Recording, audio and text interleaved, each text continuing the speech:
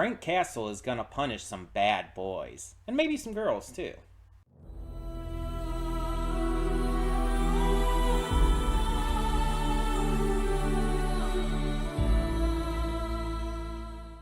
Hey everyone, welcome to Princess Gay. I'm your host, Connie, and today we're here with The Punisher, the 2004 version specifically. Because there's a 80s version starring Dolph Lundgren, and then there's a series as well. But this is the 2004 movie, and it's a donation reward for Venom. So, yeah. I'm just gonna say right off the bat, I know very little about Punisher. I know his name is Frank Castle. I know he's like basically like this vigilante, vengeance fueled uh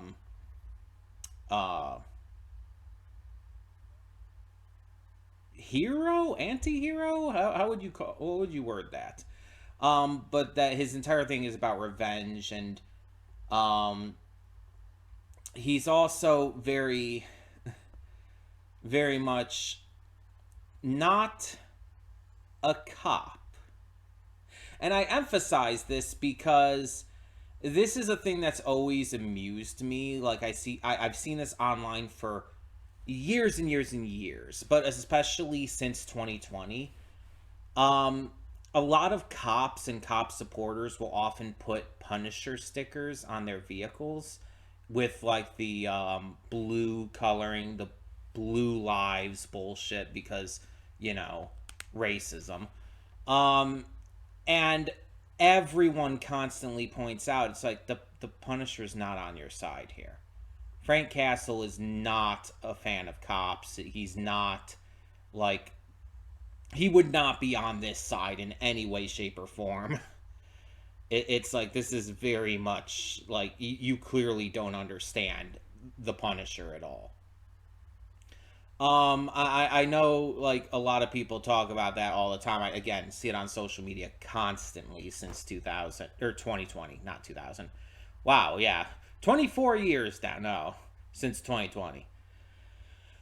Um but like in terms of specifics, I don't really know like the full details on his character. I don't know if like his vengeance is based on his family being killed. I don't know what it is exactly. Um, I also don't know offhand who plays him in this version. I don't know what actor plays him in this one. So I guess we'll see. I also don't know who else is in this other than that. I don't know much about the plot at all or really how it goes. I don't know. But I guess we'll see. I guess we'll like see how this goes and all. Um, there is a sequel to this one as well called Punisher Warzone. I do know that, so get that out of the way too. So I guess we're just gonna get right into this and not waste any more time, you know. So let us do so. But before we do, I do want to remind you all that we have a lot of other awesome content on this channel. Between Monday and Friday, we have a plethora of just fantastic series reactions. And on Monday specifically, we also have YouTube, or at least YouTube adjacent reactions. Shorts, specials, actual YouTube videos, mini series that just don't have enough episodes for a full series reaction. That's the kind of stuff that goes in this slot. Pretty much anything that doesn't quite fit the scale of a full series or a movie reaction. And speaking of the latter, we do have movie reactions every Saturday and Sunday. They are pre-recorded during the week, but uploaded on the weekend, so that every day has some kind of reaction content going on for it. We also have a couple of Let's Plays currently going on the channel. We have Spider-Man 2 every Sunday, Tuesday, and Thursday, and we have Anno Mutationum every Saturday. If you're just going to be checking out Spider-Man 2 for the first time, that Let's Play I mean specifically, I do want to warn you that the first 9 parts, especially parts 5 through 9, have some audio desync issues. At the time I was recording those early sessions of it, it was like my first time doing a Let's Play on the channel with a capture card with the PS5. So there's some things I had to figure out, some things I had to really like workshop. And the second recording session, which again was 5 through 9 of the Let's Play, I did some things that just messed it up, and it's on me, but it made it so that there's some audio desync issues that I was not able to figure out how to fix afterwards. So yeah. But starting on part 10 and on, everything from that point forward should be all good, no more issues. And Anno Mutationum, our Saturday Let's Play series, is a donation reward Let's Play for Matthew Vasquez. If you want to know how to donate for future PS5 Let's Plays, go to the channel search, and type in June Double Reward Month PS5. It should take you right to the correct video that will tell you everything you need to know on how to donate for a future PS5 Let's Play. That being said, though, well, let's get this going and see what we have in store. So, when the screen fades to black, pause this redirect and go to the description below. Follow the link to the reaction because, yes, we do redirect all reactions on this channel. You know how YouTube's copyright system tends to be. It's pretty shitty. So because of that, we push all of our reactions to another site to avoid any possible channel strikes, or even worse, a channel termination. I have dealt with that before, and I don't want to deal with it again. So, yeah, we push everything off onto another site, and I understand that you don't want to have to click all these extra links just to see the reactions. You'd rather they be here on YouTube. But luckily, it's only one link. You go down to the description, click it, and you're good. And because of this, everyone, all of you, every single last one of you gets to see the full, unedited reaction completely free. And that goes for all shows, movies, etc. Every reaction. Full and unedited, completely for free. No paywalls, no Patreon, and you don't even have to sync up your own copy, which I think is pretty awesome. Not every channel for reactions is able to get away with that for rightful reasons, but I do take pride in the fact that I'm able to do that all for you. I hope that you enjoy the full unedited reactions, and after you watch the reaction, you can come back here to the redirect and resume play. Because after fades to black and then fades back in, everything from that point forward will be my afterthoughts, and will not only contain spoilers to the movie, in this case, but also just my general thoughts on it, and some things that might have to do with the channel, and all kinds of other stuff. It's always worth checking out, and I would definitely suggest staying till the end. But, that all being said, as always, thank you so much for tuning in, and for now, yeah, I'll see you at the reaction. And we are back, and we'll begin with spoilers in 3, 2, 1, now. So I was looking up some things in between, and I found out, interestingly enough, that the next movie after this, Punisher Warzone, is not actually a sequel. Apparently, it is a reboot.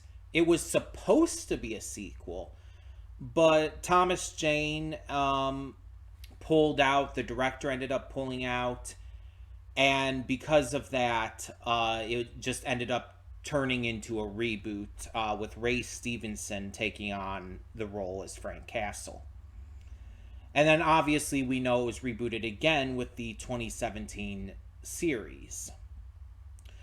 But apparently, Thomas Jane did get to reprise his role as Frank Castle in an unofficial sequel short film called The Punisher Dirty Laundry, which actually premiered at San Diego Comic-Con and stars Ron Perlman as well. So that's interesting. I might have to check that out. That would probably be one of the Monday videos for the YouTube slot if I did check that out.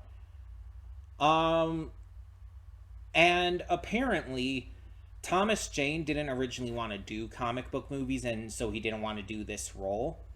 But he ended up getting interested after seeing the script a couple times, or being sent the script a couple times. And so he did research by checking out all these comics of the character and ended up actually really falling in love with the Punisher comics. So that's interesting. He actually became just a genuine fan of the comics because he was studying for this role that he didn't initially want to take. But now that I've gotten some of these interesting little fun facts out of the way, let's talk about this movie. So I mentioned this movie came out in 2004 and everything, 2 decades ago. And as I said a couple times in the reaction, when a movie is 2 decades old, there's going to be some things that just don't age well. There's going to be some aspects of it that just do not work 20 years later for one reason or another. This film mostly gets it right. It mostly does it in a way to where I feel like it still holds up in 2024. But the gay thing is the one thing that just does not work these days. This one bad guy secretly being gay, that being used as blackmail against him, and then used as a, way to have his boss kill him while, misunderstanding everything that's going on is just, it's not good. It's not. And the only other issue I would say that this movie has outside of that is John Travolta was just not really that convincing as a villain in this one. Like, he's played villains in various things, of course, but I just find it really hard to ever, believe him as a villain. He does great as, good characters, or even sometimes characters who are a little more morally ambiguous, who are not necessarily good or bad, but just kind of somewhere in the middle. Like Vincent Vega from the Tarantino movie that is escaping me in terms of the name right now. I don't know why the name is escaping me, but it is. But yeah, with him and Sam Jackson and all. He was more... He wasn't really a bad guy, but he wasn't really a good guy either. He was just kind of in the middle. But then he's great at stuff like playing Tracy's mom in Hairspray. I don't know why names are escaping me today. He was amazing as Tracy's mom in Hairspray. It was just a fantastic casting, and he did a great job with the role. Interestingly enough, he did a great job at a role where he was, cross-dressing and playing a female character. I don't know what that says, but it was just really interesting that happens to be the case. And there's other things I've seen him in too, of course, but he just was not convincing here. He wasn't intimidating. He wasn't scary or threatening or anything. He was just...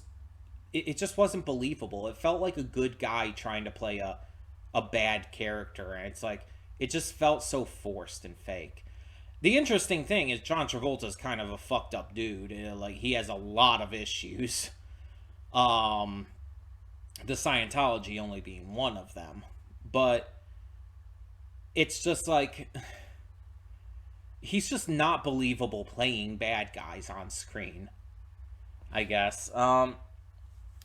Now, outside of those issues, the entire way that the one character being called gay and everything was used in this, as well as, that with John Travolta, those are the only negatives I can really talk about with this movie.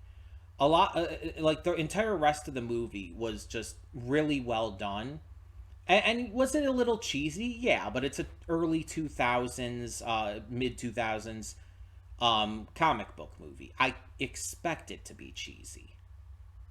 Even something that's based on a comic series that's pretty dark and pretty intense. It's like I still expect the cheese. It's just the tone that a comic book movie especially from this time period, should have. So that didn't bother me. I wasn't bothered by the one-liners or the cheesiness or anything. That was not a problem. What did surprise me was the emotion of the found family trope. I've talked about in a lot of things before, but the found family trope is like my favorite trope. It is deeply and personally important to me, and is like one of the only things that I think just always works.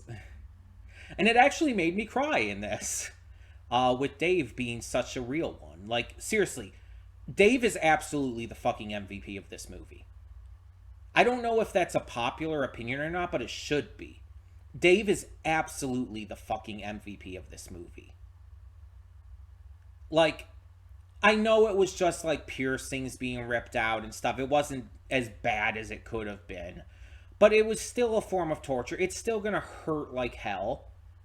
It's like, this dude suffered through all that pain and was willing to die to protect someone he barely knew because he saw him as family. He saw him as an outcast like him who needed someone to care about him. Like, of course that's gonna make me fucking cry. Are you kidding me? That's the kind of shit that gets me every time. It's like this little found family that he got. I really kind of wish he got to stay with them in the end, because it's like that was like one of the best aspects of this film. There's a lot of great action in this. I like that the kills were almost all completely different. They were varied in how they were done and were pretty creative. I like the actors chosen. By the way, Quentin was Will Patton. And it's like, I did not notice this at all while watching, but I looked up the cast and everything, and I'm like, I'm sorry, excuse me, the fuck? What? This is Coach Yost from Remember the Titans. Fucking what? I would have never guessed that was the same actor. That threw me so off when I noticed, when I found that out. I was like so blown away by that, because I would have never guessed that was him. Not just because he looked different. I've recognized actors when they look different before. It's like the character was so actively different. It's like I could not tell. And it's like, what the fuck? But obviously Thomas Jane did a fantastic job. He was great. Because it's like, I feel like everything I've known about the Punisher, everything I've heard about the Punisher, he's like always like kind of represented as like this almost cold, emotionless revenge machine. But at least the way Thomas Jane played him here, he was like insanely filled with emotion constantly. Like he was not this cold, emotionless machine. He was running on pure emotion. Like, his emotion was like literally his driving force. And it reminds me of Ruby. Hear me out. Hear me out, because there's a lot of people I have heard say that Salem, the main villain of Ruby, is this emotionless, evil person who threw away her humanity. And I'm like, bitch, her humanity is literally everything she is. Her humanity, her emotion is literally her driving force for all the evil that she has perpetuated. Like, obviously it's a different situation than with Frank Castle here. But both of these are characters who, for some reason, are seen or like showcased or believed to be like these emotionless inhuman killing machines, and instead, like, emotion is what it drives their entire character, and it's just wild to me. It's just it's so insane to me that people could think that. Because again, I had been led to believe that about the Punisher. Because I'm not super familiar with the Punisher compared to other Marvel heroes. I've talked about how in the past, or I've talked in the past about how Spider-Man was always my big Marvel hero, but I also grew up with the likes of like the X-Men and whatnot. But like prior to the MCU, characters like Iron Man or Captain America or Scarlet Witch, Hawkeye, Black Widow, these are characters I didn't really know prior to the MCU. Like I knew of them, I knew they existed, but they're like not Spider-Man or the Hulk or anyone like that I like would instantly like know. Like I even knew more about Thor and stuff. But you have like the Guardians of the Galaxy. Who the fuck knew the Guardians of the Galaxy prior to the MCU? Did anyone know that these characters existed prior to the MCU? It's like, for me, I was always more of a DC fan growing up. I knew the DC heroes a lot more. And even then, I'm not like the most knowledgeable out there. The Punisher is one of those Marvel characters who, even after the MCU and everything, I still just have not known a lot about him. Because I haven't seen him in a lot. In fact, I've seen him in practically nothing. And I just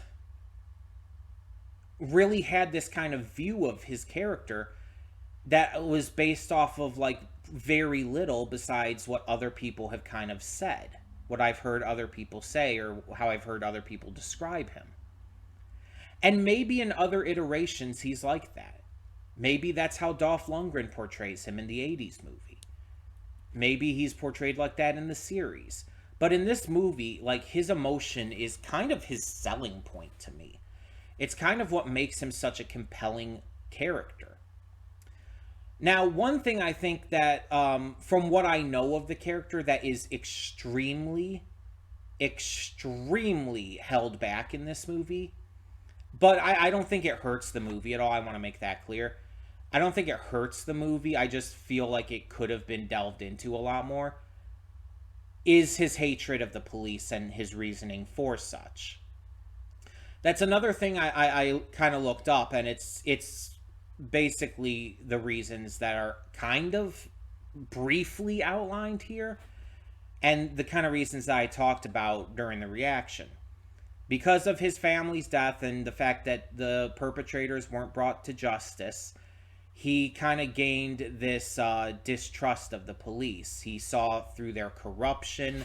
He saw through their willingness to look past the crimes of the wealthy and the elite. He just started to understand that they weren't good. And apparently in the comics, like, he actually does hate when cops use his symbol. Apparently that's not just a thing that people have said about, like, actual cops using it in real life. That is a thing in the comics too, which is amazing. He is very anti-police in the comics. And I don't know if that's, like, shown more in Warzone or if it's shown more in the series. But I'm wondering if, because of the time this came out, if they purposefully held back on that aspect of things because they didn't want to commit to this character being so heavily anti-police. Because, you know, that could be seen as controversial and everything. And back in 2004, it would have faced a lot more backlash than it would now. Though it would still face a lot of backlash from the right nowadays. It would be seen as, I guess you could say, more understandable in the modern times. But yeah, it's like he should have been, like, more, I feel like, notably anti-cop in this, especially because it does touch on the topic of the police, just not investigating / punishing Howard because, he's rich. It touches on that super briefly, very briefly, and then just ignores it the rest of the movie. It's just like, it just doesn't become a thing again. Like, he briefly says no cops, no hospitals when, he's injured and everything, and talking to his found family in the apartment building. But it's like, it's never explained why. He never tells them why he doesn't trust them or anything. It's not really a continuation of that theme here. It just, like I said, it's not an issue with the movie to where it actually hurts the film. It doesn't like take away from all the good stuff that this movie has. But I just kind of wish there was more of it. You know what I mean? I wish that it did delve a little more into it, because it feels like it is a part that was missing here. And like I said, the time this came out, I feel like the writer, director, like they were just like too maybe afraid or too worried to actually commit to that as much as they should have. But it's not the biggest complaint. Honestly, the gay thing was a much bigger issue for me. And John Travolta's acting was worse to me than that ended up being. So yeah. This was a really good movie. It's not the best non-MCU superhero film I've seen. But it was still really good. I still really enjoyed it. And it really does make me want to start getting into or getting back to Marvel stuff that I've started, like in First Impressions and whatnot. I really do need to get back to some of those. Some of those have been on the list for quite a while. Stuff like Agent Carter and whatnot. I do need to get back to those. But yeah, this was really good. I really did enjoy this. I just feel like it wasn't perfect. It could have used a little bit of work, and it would have been a lot better. But as it was, still very good. Very enjoyable. Surprisingly emotional at one point. Yeah, I can't really complain. Obviously, this is the only Punisher, like, iteration I've seen. I have not seen the 80s movie with Dolph Lundgren. Okay, what is happening with the lag right now? What the hell? Like, that just, like, lagged out really bad. Did you... I'm sure you noticed that, but wow, what the hell is that about? Anyways, I haven't seen the 80s version with Dolph Lundgren. I haven't seen Warzone yet. I haven't seen the series reboot. Which, is the series part of the MCU, or was that kind of in that zone of shows that were pre-MCU? You like the Netflix stuff, like... Luke Cage and Daredevil and whatnot. That's another one I need to continue, by the way. Oh, excuse me. I think it was probably within that kind of range of things. But yeah, I'm definitely interested to see more of this character in various other iterations. And maybe even see the short film that Thomas Jane returned for. That also has Ron Perlman in it, which is another bonus because he's pretty great. But in the meantime, I do want to hear what you all think. So tell me in the comments your thoughts on the 2004 Punisher film. And before we close this out, I do want to quickly remind you all that we have a lot of great content to check out on the channel. Between Monday and Friday, we have a plethora of awesome series reactions. And on Monday, we have YouTube, or at least YouTube-adjacent reactions. Anything between shorts and specials, miniseries that just don't have enough episodes, or even just regular YouTube videos. Basically, anything that doesn't fit into a regular series or movie reaction goes in that slot. And speaking of movie reactions, we have those every Saturday and Sunday. They're pre-recorded during the week, but uploaded on the weekend so that every day kind of has a reaction thing going on for it. We also are going through a couple Let's Plays. Spider-Man 2 every Sunday, Tuesday, and Thursday. and Anno Mutationum every Saturday. Anno Mutationum is also a donation reward Let's Play for Matthew Vasquez. If you wish to know how to donate for future PS5 Let's Plays, go to the channel, go to the search on the channel, and type in June Double Reward Month PS5. It should take you to the correct video that'll give you all the information you need regarding how to donate for a future PS5 Let's Play. Or you could contact me via the comments below, via a private message on Discord, or on other social media like Twitter and whatnot. Whatever is the easiest and best for you. But all of that being said, thank you so much for tuning in. And for now, I'm Connie, and I'm signing off. See y'all next time.